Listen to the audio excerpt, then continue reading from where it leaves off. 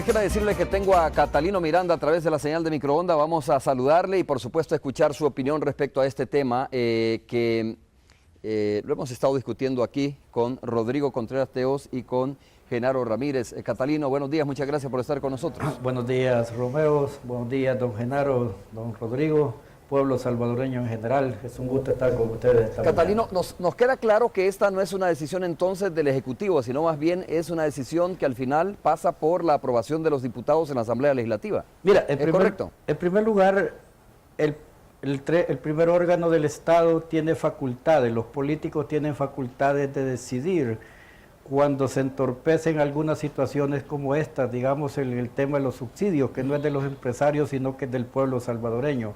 Yo creo que interferir en una decisión política y obligarlos a que recorten un subsidio porque un organismo internacional se le antoja que así lo sea, yo creo que sería contraprudente por parte del Ejecutivo insistir, ya que hay un decreto legislativo hasta el 31 de diciembre de este año que habla claramente que el pueblo salvadoreño va a estar estabilizadas las tarifas para que la clase más obrera trabajadora no pague más. Por ende, yo creo que es un tema muy importante, es un tema de país, es un tema de nación, porque incide el 85% de la población que viaja en el transporte colectivo.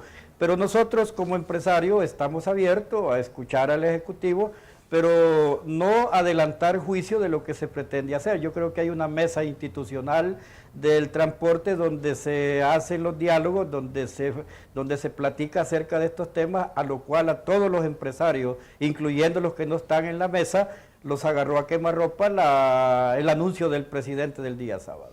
Ahora, a escucharle o a proponer, Catalino, pregunto, ¿tiene razón de ser la reunión hoy en Casa Presidencial si esto está en manos de la Asamblea Legislativa más que en el Ejecutivo? Mira, yo creo que los ciudadanos tenemos que ser educados y obedientes a escuchar al Ejecutivo. Estamos en una mesa de diálogo y yo creo que tenemos que ser francos y sinceros ambas partes.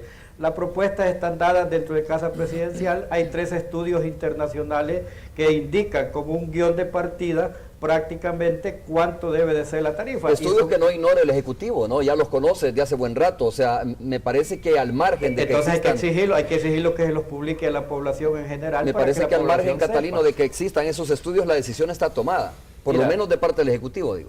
A mí me agrada, ¿verdad?, cuando el presidente, aquí se tomaron decisiones con 5 magistrados y se arrepintieron al final. Hoy están peleando con el fiscal y se arrepintieron. Mira, en política cada 2 minutos cambian las decisiones, por eso yo estoy creyendo que el partido Arena, el partido del FMLN tiene la justa razón, ¿verdad?, de entrometerse en esta negociación, principalmente porque de allí depende el 85% y allí es un nicho de votantes muy fuerte para todas las fuerzas vivas de nuestro país. Genaro, por ende es alto riesgo que una decisión de un político dejar sin subsidio a esta población, porque los transportistas, creo y estoy más que seguro que no es la mesa, sino que los transportistas van a reaccionar, los obreros van a reaccionar principalmente porque van a haber recortes de salario dentro de los obreros del transporte colectivo y esto no va a ser de mucho agrado para más de 18,000 familias que va a tener un recorte salarial. Yo creo que hay que incentivar. Genaro, respecto a este tema? Digo, respecto a lo que ha mencionado Catalina. Pues no sé, yo siento que son algunas opiniones un tanto vagas. O sea, yo estuve en la mesa, me retiré, que hay que tenerle respeto a un presidente. Yo creo que el respeto uno se lo gana, o sea, y el hecho de ir a escuchar o obedecer solo porque te mandan a decirte, como la vez pasada, miren, le vamos a bajar $300 a la compensación, yo creo que no son los presidentes ni los funcionarios los dioses de ningún país, ¿me entiendes?, que tienen que imponer. O sea, también los ciudadanos tenemos derecho a distendir o a contradecir lo que ellos están diciendo. Yo quiero preguntar si el debate está bien ubicado, ¿no? Si el debate tiene que ser con el Ejecutivo, por lo que hemos estado conversando, o tiene que ser con los partidos políticos en la Asamblea Legislativa. Es que este tema habría que debatirse con el Estado salvadoreño. Uno, el Estado, para lo que entendemos, ¿quién es el Estado? Uno es el Ejecutivo, que obviamente hasta esta altura, ahí tú tienes el documento de los 18 puntos, por lo que yo he leído ahí, no 19, de los 18 puntos que se firmaron, que hasta ahorita no se ha cumplido básicamente nada de lo que pueda interesar al transporte, como es la rentabilidad. También está el legislativo, que es el que emite las leyes, y en este caso, que es el único que está facultado para poder recortar o hacer enmiendas o reformas al decreto 487 o al 964, que es la última Por eso prórroga. la decisión la tienen los partidos, ¿no? Dentro de esto que tú estás describiendo. No, también está la Corte Suprema de Justicia, porque está la Constitución, que es una instancia que también habría que agotar y que nosotros no descartamos agotarla. Rodrigo. Mira, yo creo que sí tiene razón lo que dice Catalino, porque si se ha presentado una propuesta al Ejecutivo que va a ser escuchado en la Asamblea Legislativa y por lo tanto también debemos de acudir a esas reuniones para explicarles, para debatir, para contradecir lo que he planteado anteriormente, Romeo. Es decir, que está en una total equivocación los planteamientos que están haciendo de parte del Ejecutivo. ¿Ya lo han explicado anteriormente, Rodrigo, esto? Se ha explicado, pero como vienen nuevas situaciones, y te quiero comentar que los partidos con los cuales nos hemos reunido han tenido un razonamiento muy lógico. Ellos dicen lo siguiente, y los 3 o 4 partidos que hemos visitado dicen lo siguiente: mira, nosotros no vamos a aceptar que venga el presidente con posiciones de disminuir la compensación si no trae alternativas para el sector, porque no queremos que se afecte a la población, dicen ellos, y tampoco que se afecte al transportista. Entonces creemos que desde ese punto de vista nosotros estamos obligados a acudir al Ejecutivo, a acudir a la Asamblea Legislativa, si es posible a Derechos Humanos, si es posible a la Corte Suprema de Justicia, porque todo tiene que ver con este tema. Está la parte legal también, el marco legal, está la parte económica y la parte legislativa. Ok, Catalino, que se me fue la composición de pantalla, si podemos volver. Catalino, para preguntarte a ti, bueno, mira, a lo mejor de repente, haciendo un poco, digamos, o tratando de interpretar el escenario que se va a plantear ahora en Casa Presidencial, ¿será que el Ejecutivo va a comenzar a decir, mire, vamos a comenzar a otorgar créditos blandos, bajas tasas de intereses a largo plazo para que ustedes puedan comprar unidades y para que pueda comenzar de alguna manera a funcionar este tema? Mira, los incentivos es obligación de un Estado incentivar a las empresas productivas. No es un compromiso sobre un tema tarifario, de un tema de compensación. Yo creo que los incentivos empresariales tuvieron que iniciarse desde el inicio. ¿Y cuáles son esos incentivos? Enumérame algunos de ellos. Mira, yo creo que el tema tarifario, el sector transporte se ha quedado desfasado versus la inflación que nuestro país actualmente está viviendo. Yo creo que hay una realidad palpable y que no se puede esconder ningún técnico de la presidencia. Por ende, el primer órgano del Estado no es sencillo, tiene sus técnicos, tiene sus economistas y sabe la realidad del transporte público de pasajeros y sabe que no quiere afectar a la población y sabe que no quiere afectar y hacer quebrar a los transportistas. Por ende, yo creo que el diálogo es necesario, hay que participar, hay que escuchar, pero esperaría que el gobierno cambie de postura y ponga la flexibilidad necesaria de reactivar las economías de las empresas del transporte. ¿Y cómo se puede reactivar? De lo contrario, vamos solamente a ir a tomar café, a tomarnos un pan a Casa Presidencial y muchas gracias. Eso no es el chiste. El chiste es cómo reactivar a un sector productivo como es el transporte colectivo de pasajeros. Ok, pero a ver, veamos alternativas. Es decir, tú dices, cuando hablamos de incentivos, bueno, que se pueda cobrar la tarifa que debería estarse cobrando, ¿no? Esto podría ser un incentivo, pero también golpea el bolsillo de los salvadoreños y salvadoreñas. Dejando a un lado ese tema, el tema de las tarifas, ¿qué otro tipo de incentivos esperan ustedes o han propuesto o que ponga en marcha el Ejecutivo para poder estabilizar el tema del transporte? ¿Hay otros incentivos? Mira, el tema está que nosotros hemos propuesto lo que es una empresa. El gobierno tiene que proponer qué es lo que él propone para poder compensar de lo que está sucediendo al no dar la tarifa y cortar un 40% de la compensación. Yo creo que las propuestas tienen que salir del Ministerio de Economía, del Ministerio de Hacienda y el Ministerio, en este caso el MOC, porque tiene que ver en asuntos tarifarios. ¿De ahí tienen que salir las propuestas, Genaro? Yo pienso que no, o sea, las propuestas tienen que hacerlas los empresarios, o sea,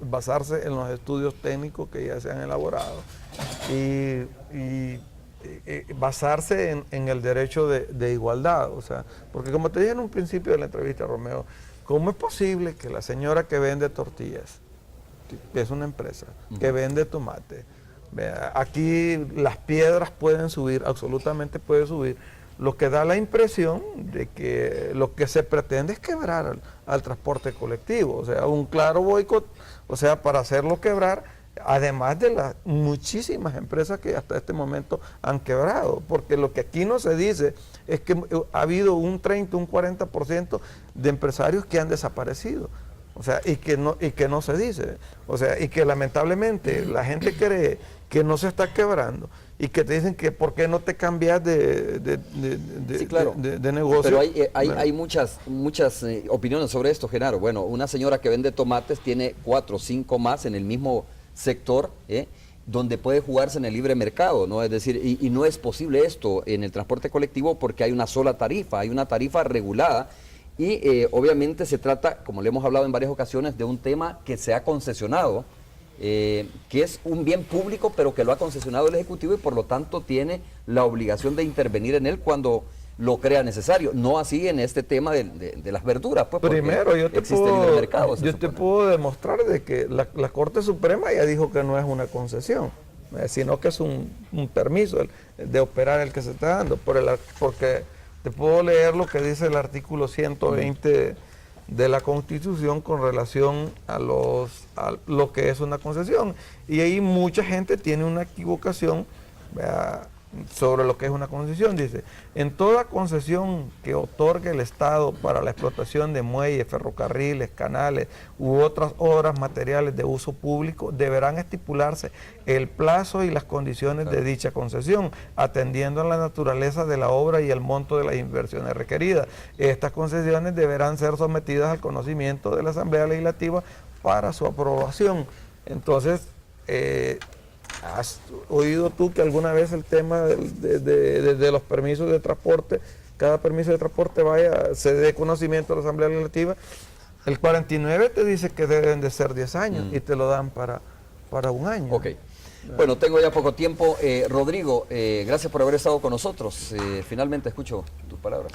No, gracias a ti, Romeo, y finalmente decir de que nosotros ya presentamos nuestra propuesta, un llamado a todos los transportistas a lo largo y ancho del país a que estén atentos y que si en Casa Presidencial no hay alternativas viables para poder, digamos, soportar esta crisis de rentabilidad, entonces tendremos que hablar con ellos para ver qué medidas se toman. Catalino, muchas gracias también por haber estado con nosotros. Sí, muchas gracias a ti, Romeo. Muy buenos días a todos. Buenos días. Muchas gracias, Genaro, también por haber estado con nosotros. A ustedes por invitar. Vamos a seguir de cerca este tema, por supuesto, es un tema que debe pasar obligatoriamente, obligadamente, en la Asamblea o por la Asamblea Legislativa, ¿no? La posición de los partidos políticos es determinante en este caso. Pausa comercial, regresamos en breve.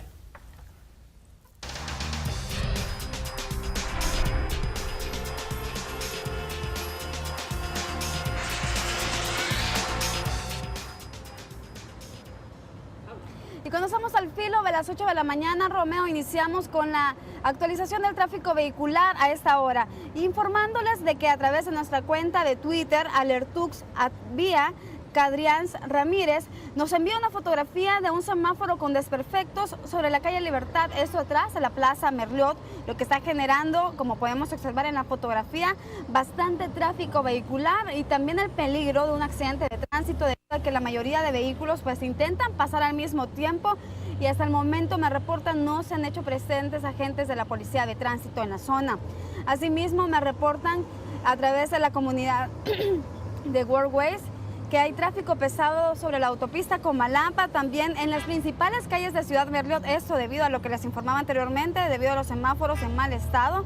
Asimismo, tráfico pesado sobre el Boulevard de los Próceres en el carril que conduce de San Salvador hacia Santa Tecla, como ya les mencionaba anteriormente, y largas filas sobre el Boulevard del Ejército. Con esta información nos vamos a pausa comercial, pero regresamos con el cierre de Hechos AM.